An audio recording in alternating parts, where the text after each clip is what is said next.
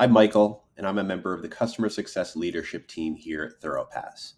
We understand that managing information security risks can be daunting, but it's crucial for your organization's compliance program and ultimately your business's growth.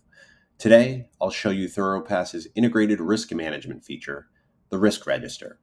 It simplifies the process of identifying, tracking, and managing risks in one place by eliminating traditional manual updates and communication hurdles.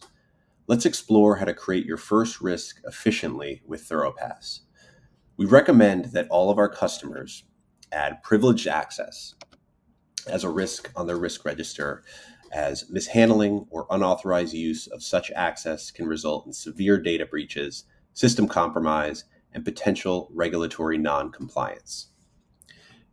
We also have a risk library that your customer success manager can provide you with that will go over many different risks and will also include descriptions. For privilege access, I will add a simple description here. Shared credentials for designated privilege accounts can lead to data breach with lasting effects. Category, you can pick and choose from these 5. Compliance and regulatory, operational, and security is what I will pick for this.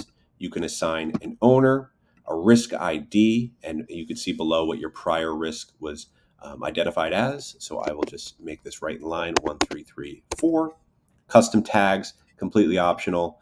I added a privilege access tag for this example.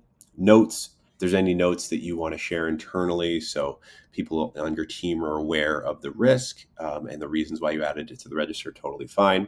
You can use that at your discretion. Inherent risk, this is going to be the risk before the controls are implemented. So the likelihood of intentional or accidental incident related to this risk, I'd say likely prior to the control being in place. And the impact, highly impact, and that will spit out an inherent risk rating of 9. So it's a multiplier. I'd also like to note when you set up your risk register, you can choose the rating scale 1 to 4 or 1 to 5, completely up to you. I will hit continue. You can search controls. You would want to have one related to privileged access for this risk. So I will type that in, add that privilege access control. You could also add any other relevant controls that you may choose. Then the residual risk. So this is the risk rating after the control has been implemented. So the risk response would be to either accept, avoid, mitigate, or transfer. We're going to want to mitigate the risk for privilege access. The likelihood, I'd say possible now that we've set up some guidelines and processes around privilege access. Impact, still a high impact if it were to occur, I would say. So that spits out a rating of 6. So, implementing the control lowered it from a 9 to a 6, which is always nice to see. Then we have the risk status. So are you still identifying it? Are you analyzing it, evaluating, monitoring, responding, or archiving? I'm going to go with respond.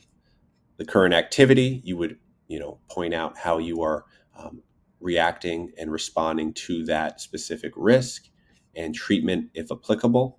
I will just add test in here as well. Target completion date, let's go for the end of the month. Once you add that risk, you're going to see your risk distribution update, your risk health update, and the risk categories update. You can also use the filtering that we have here by owner, category, criticality, and by tags. So contact your CSM if you have any questions on how to navigate the risk register, or if you want to have access to that risk library that they can provide you with. Thank you. Bye.